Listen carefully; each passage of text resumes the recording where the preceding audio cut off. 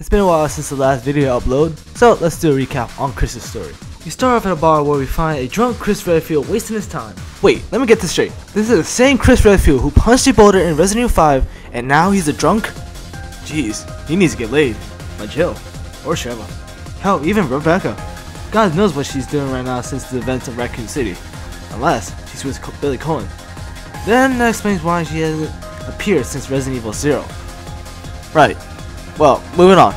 We then meet the second playable character in Chris's story, Pierce, who surprisingly looks like Taylor Lautner. That's just my opinion. His mission was to bring back Chris to the BSAA ever since he left due to the events that happened in Eastern Europe 6 months ago when he lost his crew to... I don't want to say who yet. So, after a little persuasion, and by that, I mean Pierce showing his BSSA patch, Chris goes back to the BSSA where the scene takes us to China. Here in China, the C virus has been released and it's up to the BSSA to contain it. So, it's time to do what Chris and Pierce does best, and that's pushing news reporters, shooting zombies, rescuing hostages, and jumping out exploding buildings. Awesome. After going through that ordeal, Chris suddenly starts having flashbacks of events that happened in Eastern Europe 6 months ago. And now we turn back the clock 6 months earlier where we find Chris and Pierce in Eastern Europe about to eliminate the Javels. But first, Chris comes in and gives his team a speech that was so inspirational that makes one of his rookie members cry. This rookie is named Finn, who thinks Chris is awesome. Oh, Finn, so naive. After the debriefing, the team moves out to take on the Javels. Along the way, the team encounters a giant BOW that is terrorizing the city. My god, this guy is not playing. However, the team did force it to retreat, which was a sigh of relief. For now. Later on, Chris and his team meet up with Sherry Birkins and Jake Muller, who turns out to be Alba Wesker's son, which Chris doesn't know yet. But look at Sherry. Oh, how puberty hit her well.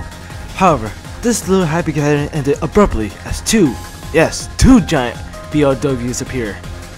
So, the four of them teamed up to take them down, while the others destroyed the anti-air missiles in order to get the helicopters to finish off the BOWs. Once the BOWs were taken care of, Chris and Sherry went on their separate ways, but not before Chris asked Jake if he had seen him before, which Jake replied that all jarheads looked the same to him, which Pierce did not like that at all.